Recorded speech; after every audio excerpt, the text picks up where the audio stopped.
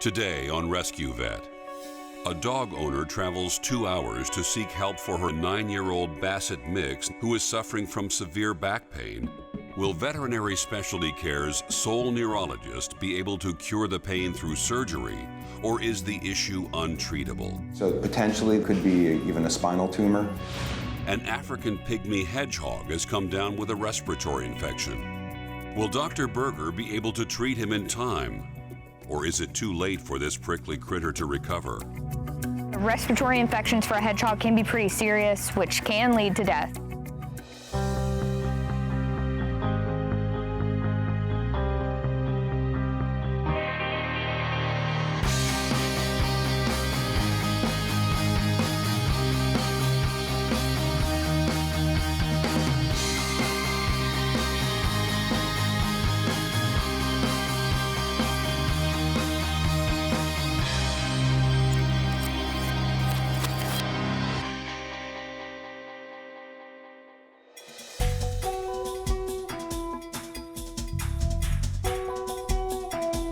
Veterinary Specialty Care is known for its wide variety of treatments, but it is also a referral clinic for veterinarians located within a 3-hour radius.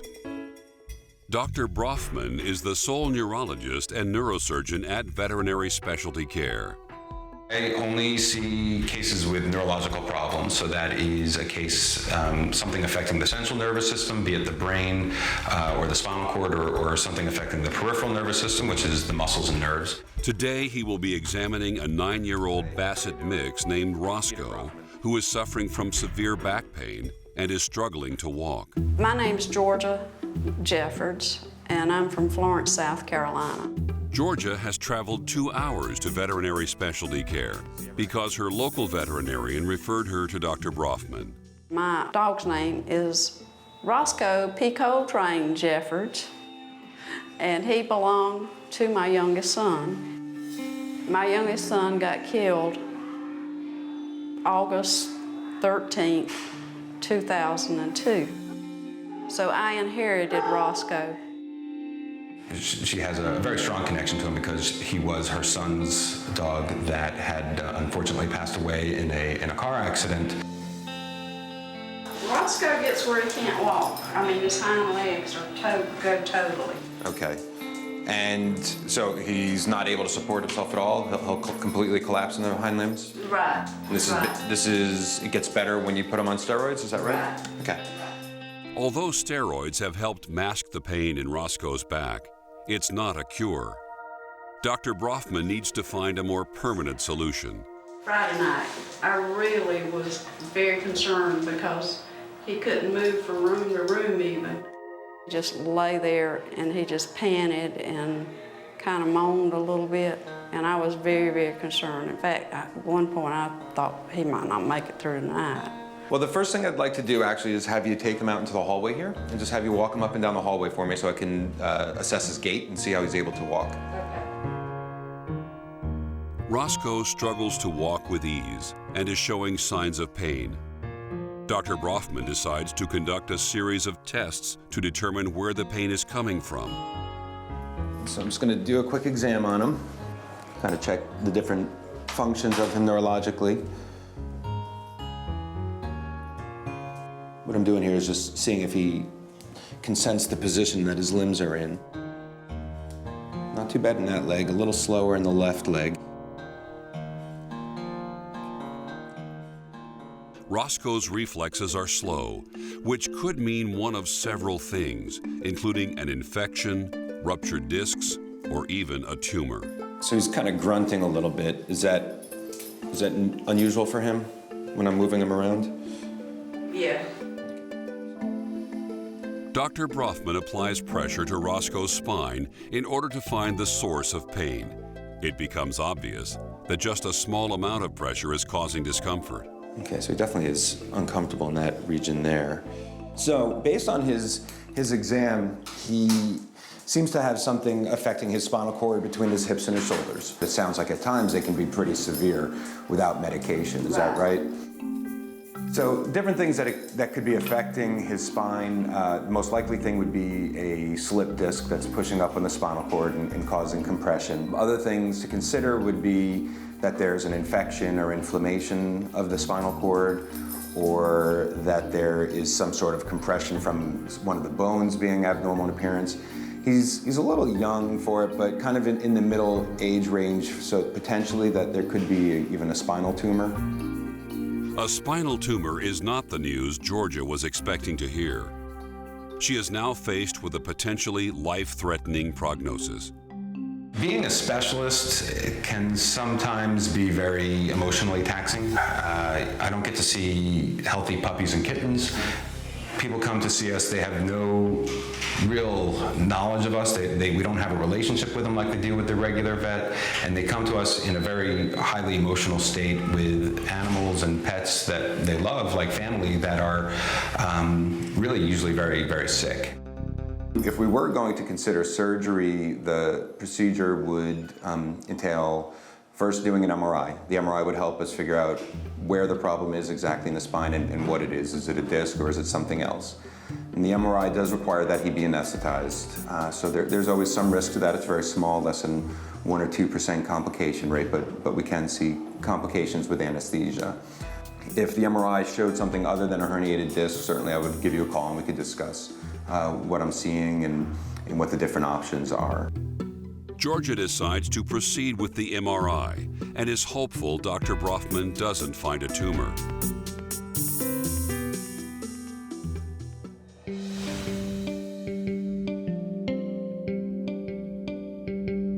Today at All Creatures Veterinary Clinic, Dr. Berger will be examining a 5-year-old African pygmy hedgehog named Voodoo, which has developed a severe respiratory infection.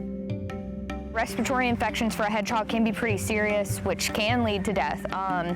We're hoping it's not anything major, but it could be. How are we doing today? Good, how are you? Doing well, thank you. Who do we have here?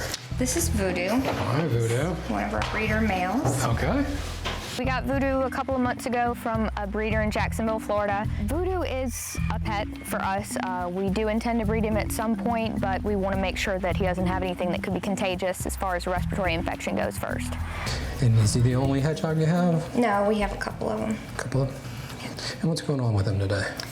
He's been kind of wheezing. Wheezing a little bit? I think I hear it. He's grumpy. He's not feeling good. Any coughing? No coughing, just the wheezing. Okay, great. And just for a couple of days now? Okay. The other hedgehogs, no problems? No, just him. Okay. Voodoo sneezing like that definitely threw me off guard. We've never had a respiratory problem with any of our hedgies. And they still do ball up. Even when he came out of his ball and seemed fine, he would ball right back up. We've never had a respiratory problem like that. Hedgehogs roll into balls as a protection mechanism. The predator is going to go on to a nice other meal that's not quilly and is going to cause a lot of pain. Sounds like he's a little mad too. Yeah, he doesn't feel good. I'm going to turn the lights out and see if we can get a look in his eyes. Okay. Any discharge or anything from the eyes? Nope. Looking at his eyes, we're looking for blood vessels in the back of his eyes for increased blood pressure. I did not see any signs of infection or hypertension in his eyes, which is great. Good. Okay. Don't want to make you too mad. Still eating, right? Yes. What I'm trying to do is get a listen to his lungs. I don't know if he'll let us do it. I'm sneaking under here. Hedgehogs are one of the more difficult exotic animals to work with because of their quills and their defensive behavior. With quills instead of fur, they're much more prone to infection. It's very easy for one quill to get infected, for that infection to spread through the local bloodstream and affect all the skin. Okay, good. No. Definitely has a little bit of increased lung sounds. Okay. When we listen to his lungs, there's definitely some areas of consolidation where we're not hearing the normal lung sounds, but there are areas where we're hearing increased sounds. So that is typical for some type of bacterial pneumonia. Pneumonia is hard to treat for hedgehogs and can often lead to death. So Dr. Berger will have to find an immediate solution to prevent Voodoo's illness from taking a turn for the worse.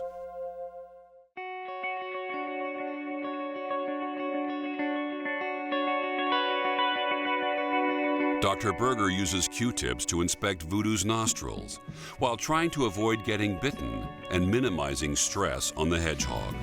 Oh no. Oh no. Oh no. Come here, monster. Good boy. Oh. Okay. All right. I'm making him stop torturing you. Okay. After the examination, Dr. Berger is now certain the prognosis is bacterial pneumonia. They don't have a lot of reserves, so we really want to get on top of this fairly quickly and get a good exam in. Untreated for another day or two, I don't think that we could have turned it around. He probably would have died. So it sounds to me, he just got a little bit of increased lung sounds. We're going to put him on a little antibiotic for a week, which will be an oral antibiotic to make it easier for you. Okay. He'll come into a syringe and basically just drop a little grape juice so that he doesn't get that bitter taste in his mouth. I'd also just keep an eye on the other ones just to make sure that there's nothing going on between them. I don't think it's infectious in origin. It's all something that he developed.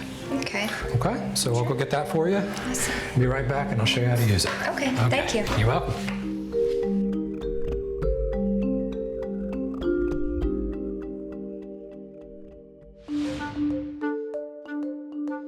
Back at veterinary specialty care, Roscoe is getting ready to have his MRI. Although he still struggles to walk, Roscoe is in good spirits. Dr. Brofman and senior veterinary technician Kelly Tawes administer pre-anesthetics to sedate Roscoe before inducing the anesthesia.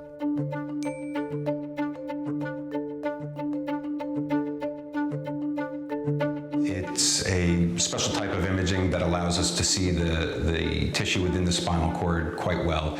It's very safe, non-invasive. There's no radiation as you would find in CAT scans or x-rays. What I discussed with her before the MRI was that it was most likely a herniated disc, and that if that was what we found on the MRI, we would just go ahead and take him into surgery. Except when I finished the MRI, it was obvious that it was going to be a little bit more invasive and involved than previous thought. These are actually disc herniations causing pretty severe compression of the spinal cord in multiple sites. So here's what normal spinal cord looks like, and then at the next disc, you get pretty severe compression as well. So that's about 4 or 5 disc spaces that are pretty severely compressed, and there is the potential that he could be worse post-operatively. There's always that potential, even if it was just one disc, but with these multiple chronic discs like this has been going on for 6 months, there's always a risk that there could be adhesions to the spinal cord, and as you remove the disc material, it causes damage to the spinal cord. Due to the amount of severely compressed discs that were discovered, Dr. Brofman is now worried they may be harder to remove and could cause damage to Roscoe's spine post-operatively.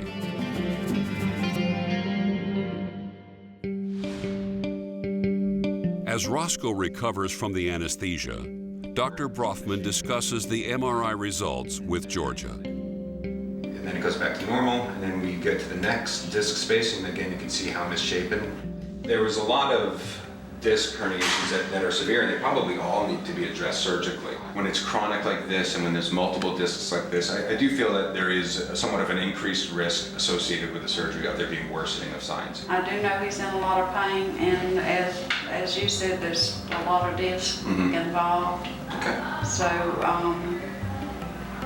when would I be able to take him home? So if we did the surgery tomorrow... Even though there are many risks involved, Georgia decides it is best to proceed with surgery. Okay. Okay.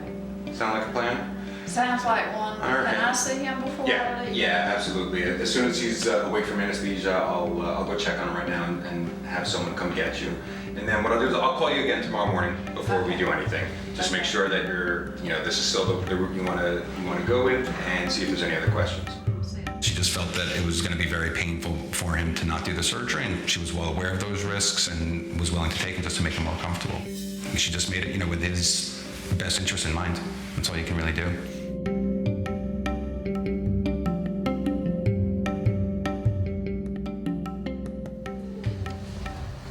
Is that my baby?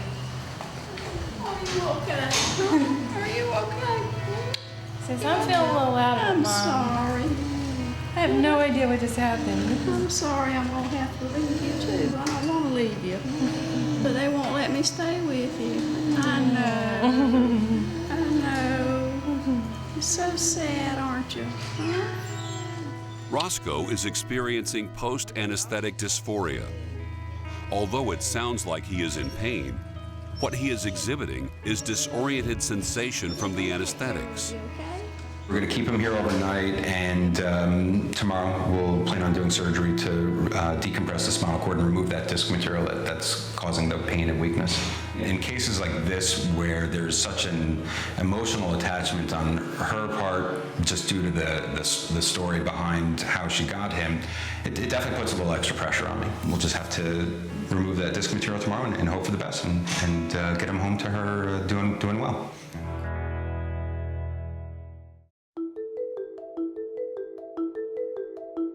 At veterinary specialty care, Roscoe is being induced with anesthesia. The hair on his back is shaved off for sterility during surgery. Eye drops are used to prevent his eyes from drying out.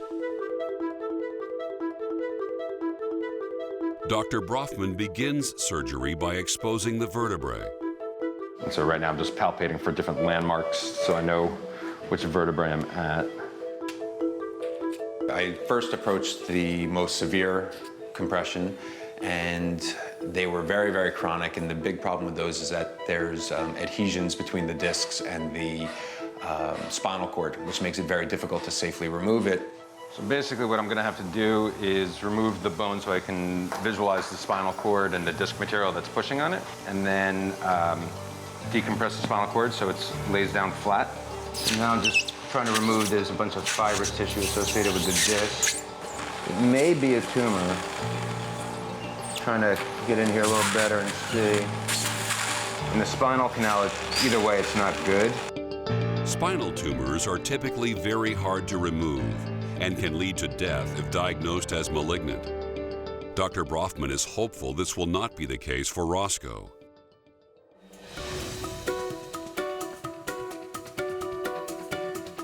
Dr. Berger will instruct Sarah on how to administer the antibiotics to help treat Voodoo's bacterial pneumonia.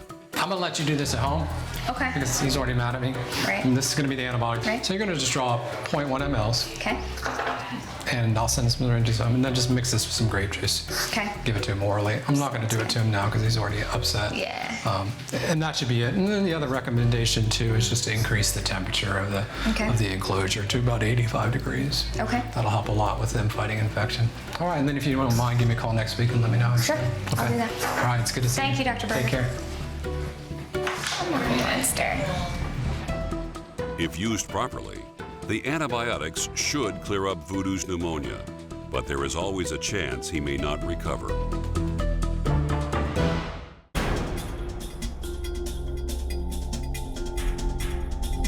Dr. Brofman is trying to determine if a tumor is present in Roscoe's spine. If it is a tumor, it will be sent off to a pathologist for diagnostics. No, it's just a disc, so that's good. Thankfully, no tumors are present, only ruptured discs. Wow, but it is huge. However, Dr. Brofman decides to stop operating on any more discs because of the risk that it may cause more damage to Roscoe's spine. After addressing the first 2 discs, I just felt that I was really concerned that I may be starting to do more harm than good. With chronically ruptured discs, there can be adhesions to the spinal cord that can cause more damage when removed. The benefits of further surgery need to be weighed against the risks. Instead of pushing the issue with less severely affected discs, decided to wake him up, wanted to see where he was, reassess him, and then see how he does over the next few weeks to few months, and if we need to, we can always go in surgically at the other sites as well. Hi, it's Dr. Brofman. How are you doing? We just finished up with Roscoe's surgery, and he's recovered and resting comfortably right now. I ended up only approaching the 2 sites that were the worst. I was concerned, as I discussed with you yesterday, that we could potentially make him worse with the surgery. And so I just felt that, it was kind of a judgment call on my part. And if we need to down the line, we can always approach the other 2 sites if he's doing well and recovers well from the surgery, and wouldn't do it for any additional cost for you. I think she was pretty happy with my judgment call, and that's essentially what it was. It wasn't right or wrong. It was just my clinical judgment, what I thought was the best thing to do with experience with cases like this in the past. Right now, it's kind of up in the air, and we'll just have to respond to how he is and how he's doing, and play it by ear, and just wait and see how he does.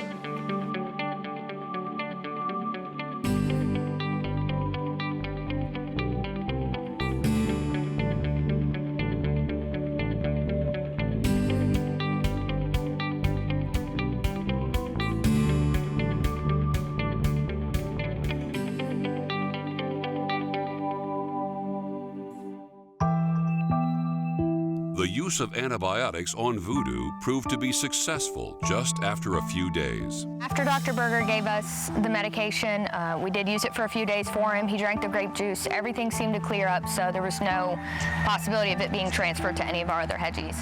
It would have probably been devastating if it was something serious. We've never really lost a family member or any of our animals, so it would have definitely affected us. After the 3rd day of the antibiotics, the nasal discharge cleared up, and it's really great that the antibiotic that we used worked, because we're limited in our choice of antibiotics for these guys. I mean, it would feel terrible if something happened to the little guy. After Voodoo's respiratory problem healed up, we did try breeding him multiple times. None of our females seemed to catch. So what we did was we put him up for adoption. He's now in a high school classroom. A biology teacher that teaches wildlife biology has him. She teaches 11th and 12th grade, so he's there with the students. He's getting all the attention he could ever wish for. At the same time, it's giving students an opportunity to get to know the species. He's definitely serving a great purpose, and I'm sure he's really happy with the kids holding him. So he's more than happy where he's at. Today on Rescue Vet, a King Charles Cavalier is brought in for a follow-up for mitral valve disease. Will ultrasound results reveal that her condition has taken a turn for the worse? And when I listen to her heart with my stethoscope at home, I wonder sometimes how she can keep going on like she is. Akotamundi is taken to the vet after being rescued. Will her nervous itching and hair loss be diagnosed as a highly contagious disease? It gets into the bloodstreams, and you get systemic disease and even death from it.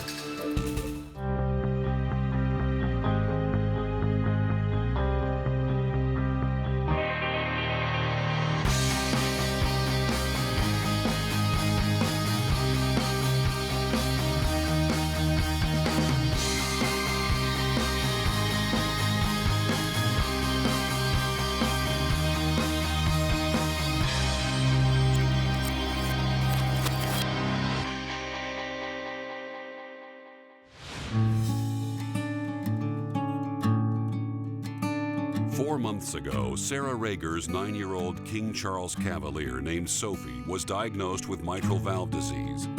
Today, she is at Bees Ferry Veterinary Hospital for a follow-up to see if the disease has progressed and if she needs to be put on any more medications. She was just in for her annual checkup. There was nothing wrong with her, but we heard a heart murmur. And when I told her that Sophie had a heart murmur, I mean, she cried. I've had her checked every year, and she's never had a murmur. And I was really pretty bummed about that because she'd never had one before. Cavalier Spaniels have this mitral valve disease, and so I knew that it was possible that she would have it. So we thought, oh, we better check and see if her valve is diseased. Dr. Sanger discovered that Sophie's valve was in fact diseased, so she was put on medication to reduce her blood pressure and make life easier on her heart. Even with the use of medicine, her disease could progress to congestive heart failure. The prognosis for congestive heart failure could be 3 months to 3 years. What happens is over time, the heart will become larger and less efficient, and the valve will further deteriorate. And then she will eventually become symptomatic, and ultimately she will go into congestive failure and probably not be able to survive all that. So the idea is to catch the disease in its early stages, start medications to delay progression of the disease. We're going to ultrasound her heart today to see how it has changed. How fast is this disease progressing? Is this disease progressing at all? Hello again, how are you? Hey, Sophie. Did you hear your name? Huh? Come see me. Hi. Yes, I could just kiss you all day long, but we need to go ahead and give you your exam.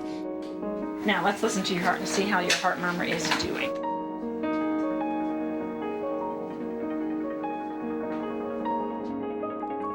Okay. She did say the murmur was a little worse. You can have a murmur from a grade 1 to a grade 6, I believe it is. And last time she said her murmur was a grade 3, and this time she thinks it's gone up to a grade 4, which means it's louder. I'll go ahead and capture all the images of her heart, and I'll measure them later. Okay. And then I'll compare to before, and I'll talk to you tomorrow about, you know, does it look like it's progressing or not? Okay.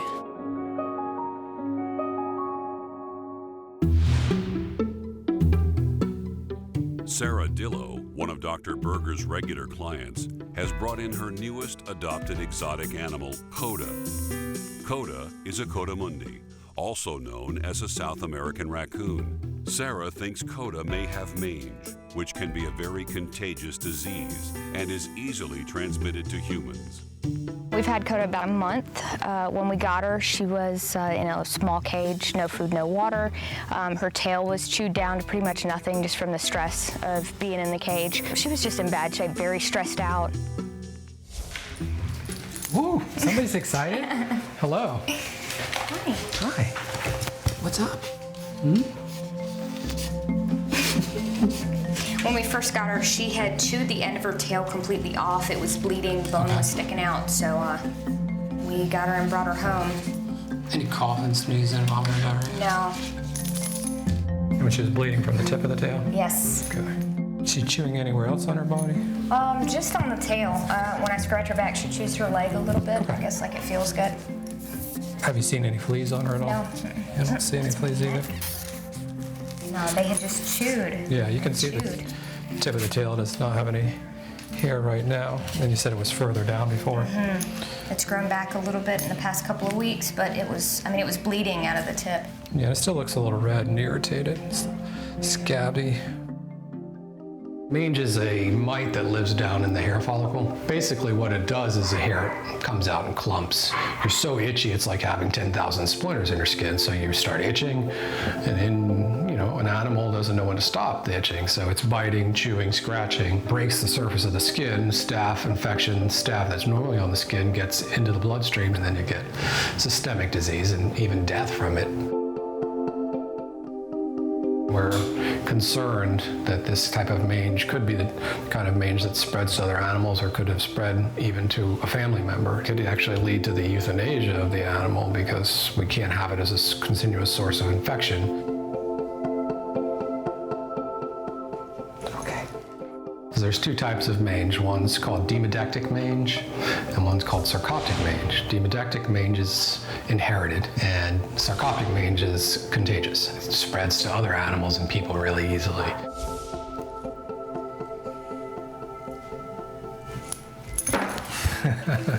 You're fast, but I'm faster. Yes.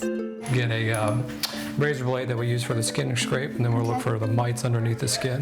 Thank you. Okay, I'll be right back. Thank you. You're welcome.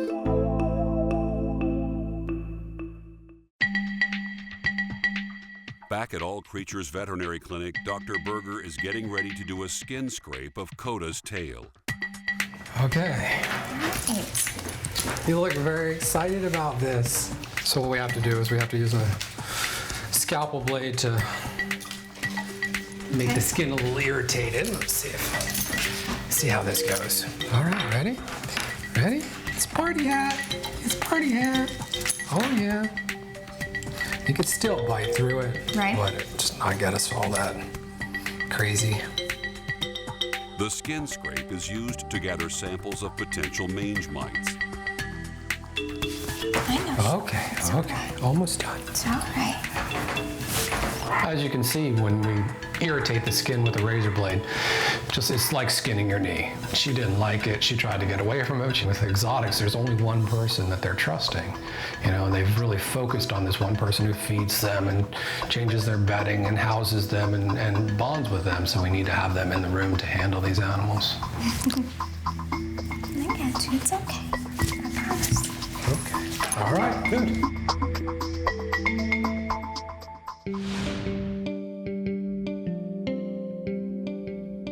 Dr. Sanger is using an ultrasound on Sophie to determine how severe her mitral valve disease is and whether or not her medication should be increased. Right now, her biggest concern is that the mitral valve might be leaking more. Whenever you see multiple colors, it should all be one color, meaning it's going one direction. So blue is going this way and red's going this way. So if I see blue and red together, I've got turbulence, and that's what the murmur is. That's what makes the murmur, is that turbulent, you can hear that turbulent blood flow. Her mitral valve just doesn't close all the way. And so when it closes, but there's a leak in it, I can hear the blood flowing through that leak. That's the heart murmur. That's what I can hear. When I listen to her heart with my stethoscope at home, I wonder sometimes how she can keep going on like she is. You know, it just sounds kind of bad. Well, one of the things that's true with all dogs, all types of murmurs, is how bad it sounds has almost nothing to do with how bad it is. And that's why we have to do this kind of testing, because this gives me, I can tell you how bad it is. It took me a few days to get over this when it happened, and after the first echo, I was like watching for it to just drop over on me, and then after a while I decided she wasn't going to, so I've kind of gotten a little calmer about the whole thing. Good. Yeah, because what you can more realistically expect is that she's going to live with this murmur for a while. I don't know how long that's going to be. Once she goes into congestion, though, that's when we're in trouble. See, look, we can actually, can you see those two leaflets? Yeah. Opening and closing, opening yes. and closing right there. Okay, I'm done, sweetheart. I'll call you tomorrow afternoon. That'd be good. You be at home? Yes. Okay. We'll go over the results and then make a plan. Okay. Okay? All right. You're the best. This valve is gonna get worse over the years, but I want her to be 16 years old before she has congestive heart failure. So if we stay on top of it, maybe we can slow down the process. When something like this even happens to your animal, it does make you appreciate the time that you have right now. And then when her quality of life is bad enough that, you know, we don't want to go on like that anymore, then we have to look at euthanizing her, I guess.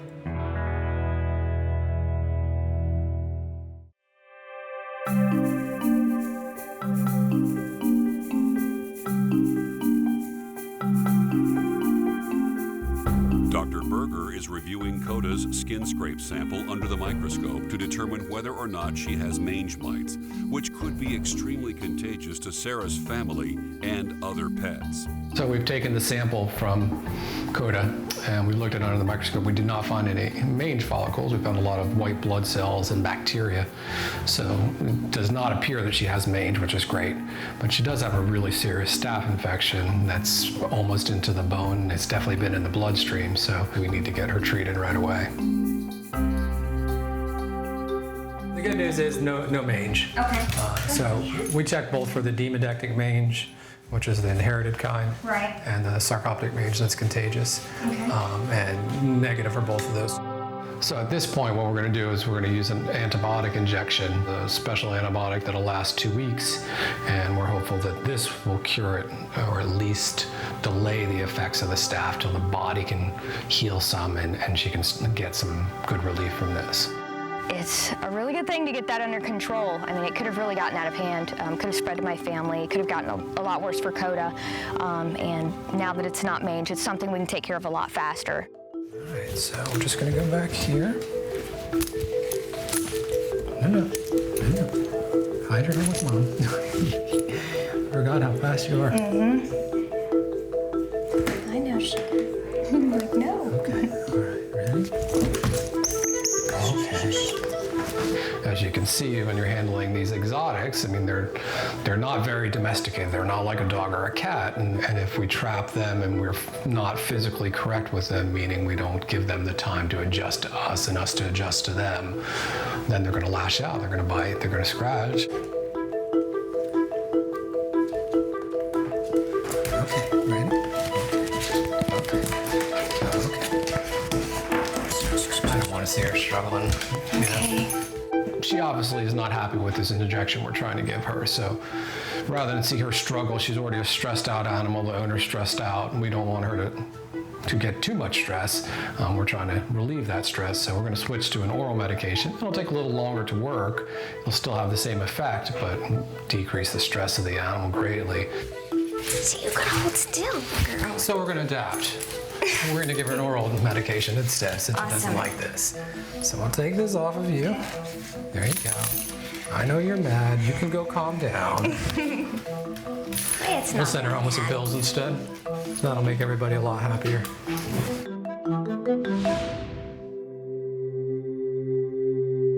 Dr. Sanger has reviewed Sophie's ultrasound results and is ready to make her diagnosis. So I've looked at Sophie's heart and I have done the measurements on the different chambers, and her heart is no worse than it was 4 months ago. So obviously her mitral valve disease is progressing very slowly. In the meantime, it is possible that her heart would start to progress into failure before I get to look again. So her mom, Sarah, who is a nurse, knows to watch her respiratory rate when she's sleeping and count it. How many times is she breathing in a minute? If that number starts to go up over time, then she might be starting to get some congestion. So that might be the first sign that her owner would notice. Right now, she's on a medication called benazepril, and what it does is it just decreases the resistance that the heart has to pump against. So it just makes life easier on the heart. So it's gonna do better longer. I guess because I'm a nurse, I don't believe and I don't want to let her get really, really, really sick. Statistically, she would live another year or two, she said, or it could happen tomorrow. And that's what I've made peace with, and every day we wake up, you know, well and happy and healthy. That's another day to be thankful for.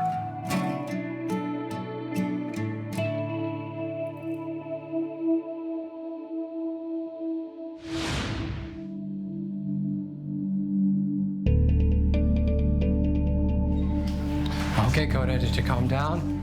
Do you like me again? What? It's not a grape. I'm sorry, it's not a grape. I'm sorry. You're fast, Coda. So this is one a day. Okay. And if she likes grapes, then you can just stick it inside of a grape. It's a 2-week supply, so by then you should see that hair fully returning, and that little bald spot should go away. Awesome. Okay. Sounds good. All right, have a good day. Thank you. You're welcome. Good to see you. Thanks. With proper nutrition, rest, and medication, Coda should be able to recover from her staph infection. Dr. Berger will follow up with Sarah in a month to make sure she is completely healed.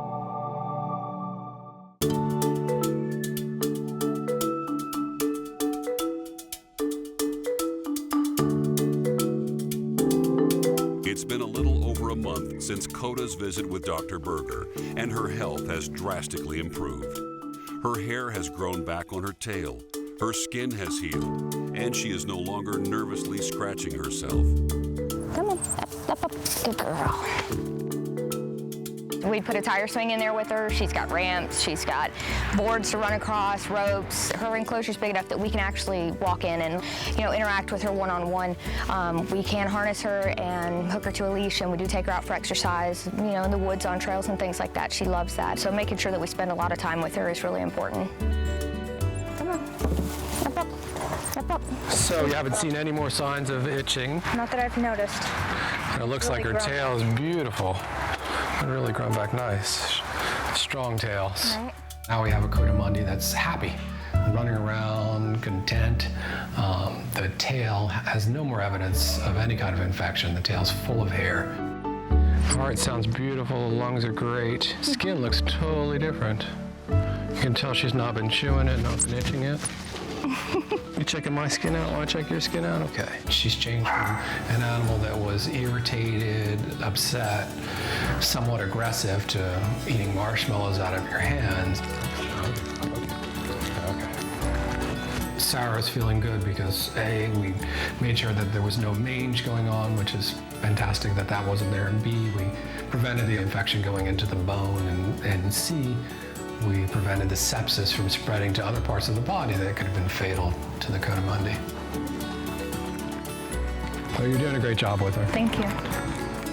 It makes you feel great. It makes me feel really happy that we were able to help her.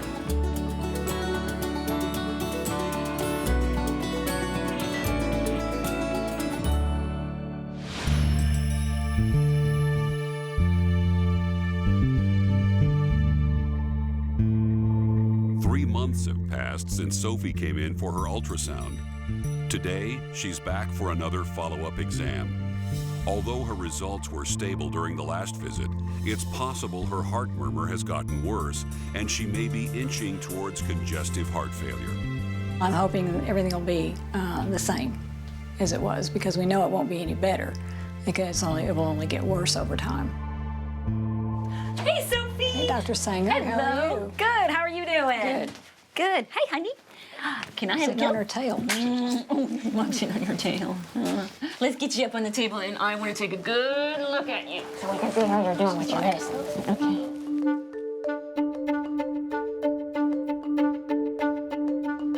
Her heart rate's in the normal range, which is really good. Okay, so the next step is to get some blood work and some x-rays. Okay. We'll send the blood work out to the lab. Well, you can call me for results in a couple of days. Right. Hopefully that'll all be normal, meaning she's tolerating the medications okay. And the x-rays we can go ahead and look at in about 10 minutes, and we'll look at them together and see if her heart is expanding or staying the same. Okay. Sophie's blood is drawn to find out how well her body is tolerating the medications. She is then taken to radiology for x-rays of her chest. This will allow Dr. Sanger to see if her condition has worsened. Okay, so here's her heart, right here. Okay. And this is what we're gonna measure and compare to last time. So her vertebral heart score is what we call 13.5. Okay. Normal's 10.5. So, and that's very similar to how she was before. Okay. And that's exactly what we want. We want it to stay the same. Wonderful. So, status quo for now, and let's just keep checking every 3 to 6 months. Okay. And then we'll change things as she changes. Okay. Unless you notice increase in respiratory rate between now and then. And then if I notice anything, you want me to come in, right? Oh yeah, absolutely. Okay. Okay. All right. Thank you. You're welcome. Thank you so much. I appreciate it. Are you ready to go, Sophie? She's like, yeah, just let me go. Well, I feel relieved. I really do. I'm going along. I think I'm fine. But when something like this happens, that's really good news. So I feel much better now. Sophie's going to continue to be monitored every 6 months.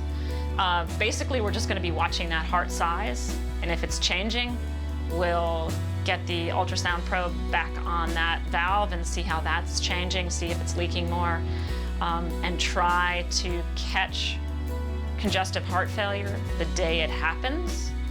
If we can catch congestive heart failure the day it happens, they can live longer. The medications work better. Sophie's so cute. I love King Charles Cavaliers because they're adorable, and I hate that this happens to them. But Sophie doesn't know she's sick. Let's keep it that way. At first, I just kept watching her, and I was worried all the time, but now I've kind of learned to, just take it as it comes, and that maybe it's not going to happen right away. Things are not going to deteriorate now, and so I'm just trying to enjoy the time that everything's good.